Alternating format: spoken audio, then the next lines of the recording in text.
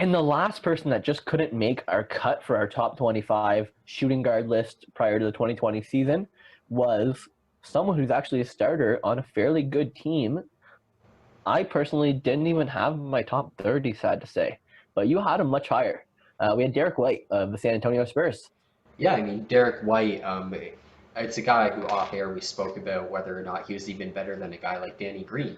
And I mean, to me personally, if we look at kind of the development in the same system they were playing in, I feel like they're very similar in the regard that they're both great defensively. I know in 2018, 2019, in terms of shooting guards, Derek White was actually the best defensive shooting guard behind Drew Holiday and Danny Green, if we look at the true plus minus for defensive players. And that's, again, only in his third year. And this is a guy, too, who has developed his three-point ability over the last 3 years. He's up to 36% now, which is where Danny Green was heading into his third year. Of course, Derek White's going into his fourth year, but he's much better at getting to the basket. He's already a great defender, as I mentioned.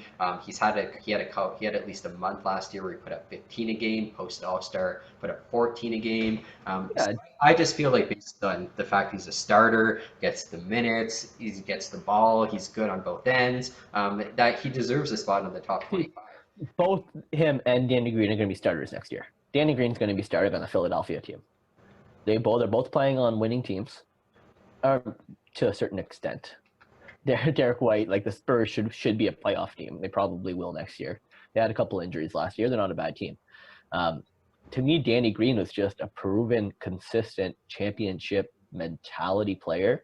He's a team that if you want to win a championship, the team that you want to go out and get. The Lakers went out last year and paid him over 15 million. Now, I think that he just gets such a bad rap just because of he missed the shot, he airballs in the playoffs. Cool. Yeah, it happens. Whatever. He's proven to us that he's been a consistent playoff threat. He's now a three-time champion. I, to me, I'm picking Danny Green if I want to win a championship next year over Derek White. Yeah, but Derek White might turn into a great player, and I don't think he's there yet. We're talking about three-point shooting. Yeah, the guy's never shot more than 36%. Can he make that jump? Maybe. Has he proven it? No, he's not.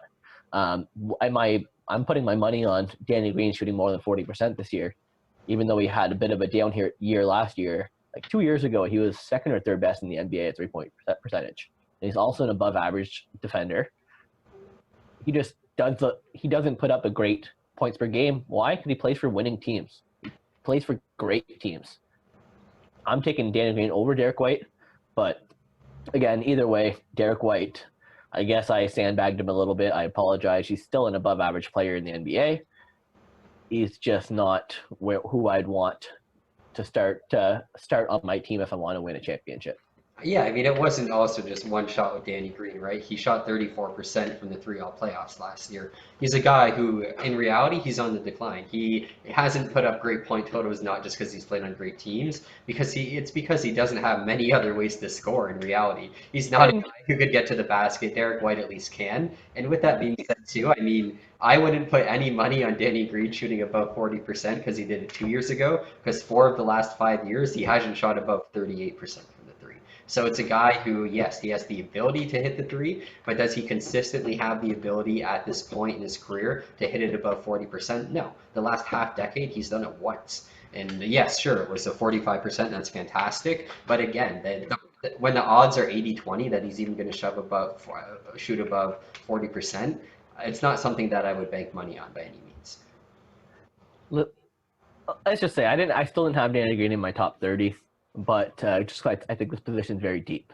But do I still believe that if you want a winning mentality, a winning team, if he's part of it, yes, I think he's a major part of it.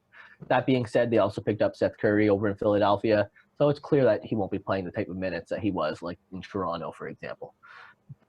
But he's still a great player. Derek White, he just gotta prove it for me. He's just gotta be a bigger part of the success in San Antonio.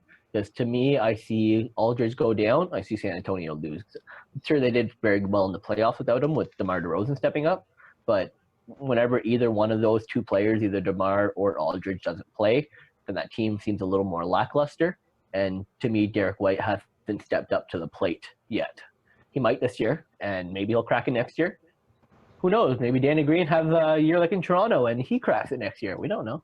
Yeah, I mean, 26 ultimately isn't the worst spot for him. So He was 27th. Either way. Sorry, Kennard was Okay. 26 then, correct? Yes, Kennard was 26th. And then we had Beasley at 28th and Clarkson at 29. Yeah, so yeah, just showing how deep the Very East deep. is. I mean, again, Alec Burks had 15 points per game last year, and he's going to play on a worse team that's probably going to give him as many shot attempts as he's ever had in his career. He didn't make our top 25.